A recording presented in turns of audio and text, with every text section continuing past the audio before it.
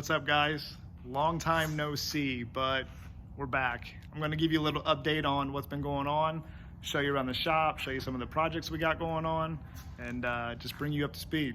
So here it is. So the F23 swap is now complete.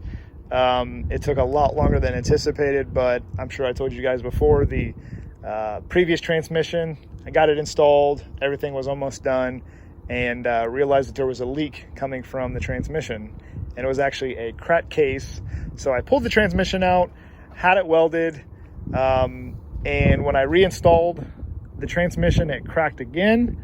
So kind of put me in a position where I needed to find another transmission and find the time to get it done. So I ended up getting another transmission, swapped the bell housing over, re-shimmed everything, checked it, and finally got it going. So as you can see, the coolant tank is gone. Got this little jumper in here just for the time being to keep the low coolant message off. I swapped to the HHR thermostat, radiator cap style. I deleted the oil cooler. I just have it looped just to give me some space for the transmission.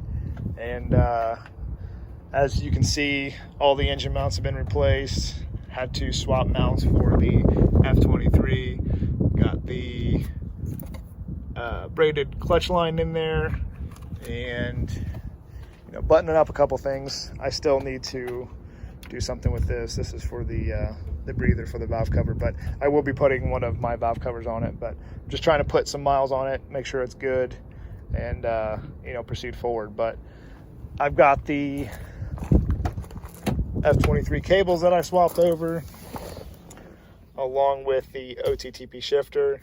I think I've got something going on with this shifter base. It seems like it's got a weird pop in it. I noticed it when I put it together.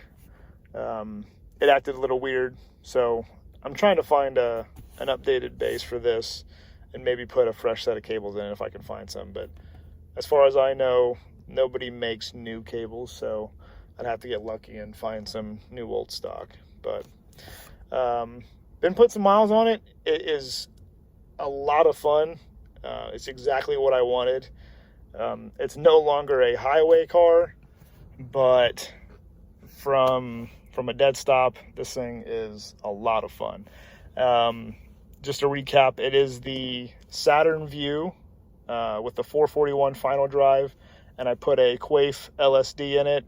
And other than that, it's just got a gutted stock downpipe and a kind of janky little 3-inch intake that I repurposed, and ported blower, E85, 2.7-inch pulley. It's got the base bumper on it, and I use this for better airflow to the heat exchanger. Seems like it actually does pretty well on intake temps. I haven't driven a whole lot on some of these nicer days, but I do have some plans for cooling mods here in the future. Just trying to find time to get to it. I think one of the next thing that's going to get done is the head's going to get ported, going to get springs, and going to put an ATI on it and put some stage 3 cams in it. Probably get a header and full exhaust for it as well, just to kind of get this thing breathing on the other side of it. But yeah, so that's what's been happening with my car. As you can see, it's got the RPF 1s. I didn't opt for re-drilled hubs. I just went with re-drilled wheels. So it's still the 5x110. I think, a lot of people say that they're played out, but it's a nice lightweight wheel. And what more can you really ask for? But this is a customer car. I did a ported head on it a few years back. He's got a ported blower that Alan did some time ago. We're gonna open it up some more, service the blower. It needs the inlet opened up a little bit further for the LS4, so that's why he's got the spacer plate on here right now. Like I said, it does have one of my ported heads, so this time around we're gonna do, like I said, a full service on the M62. He's going stage 1 cams, so we're gonna put springs in it as well, and he's gonna go with the LS4 finally get it tuned. He's just got this on here right now because he was having throttle body codes pop up and was throwing it into limp mode, so he put the LS4 on there just to try to remedy that. But it's not tuned right now, so that's on the list. And then this is another customer car that is here for some maintenance items. It had some coolant leaks, some oil leaks. I ended up putting the dress-up kit on there. It's kind of hidden with all the charge pipes, but you can see the powder-coated housing and then the Cat V dress-up plate with the logo in it. This new plate comes with an O-ring style seal instead of the factory one, and the housing got a new gasket along with the powder-coated housing. So this is an interesting car. It's a built bottom end ZZP block. I ported the heads some 5 years ago, I think. It's got a set of cams in it. Obviously it's LSJT, but I'm not entirely sure what turbo is, but it's got the F40 6-speed. I mean, it's the whole deal. I mean, he got an awesome deal on the car, I think.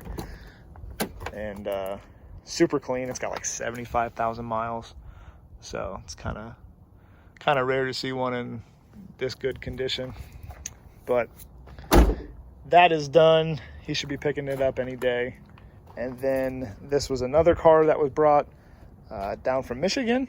He had an issue with, I believe somebody put an engine in it before he bought it, and it had a limp mode issue rather, that anytime he got on the throttle, it would throw it into limp mode. So about 20 minutes after it came off the trailer, I started looking at it, found out that it had a baro sensor code, high input. So if you've ever worked on an LSJ, you know that the supercharger inlet pressure sensor and the baro sensor actually have the same style connector, and they can be switched, and they're very similar length. So if you're not careful, you could swap these, and that's exactly what happened. So I swapped the connector and took it for a test drive. He then opted to get the supercharger serviced. Also going to clean the injectors and throw a heat exchanger on it for him. Kind of get this thing cleaned up.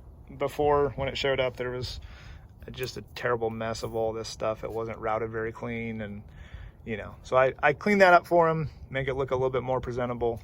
Gonna get the M62 done and kind of bring it up to speed. I think he's gonna decide to pulley down. It was a stage 2 car, GM stage 2, and yeah, it should be going back together soon. But that's kind of what's been going on lately. Like I said, I apologize for not updating you guys, but I've just been swamped with cylinder heads, superchargers, customer cars, been working on all kinds of stuff, and that's what it is. That's a little bit what's been going on, and I apologize that it's been so long. I know I say that every video.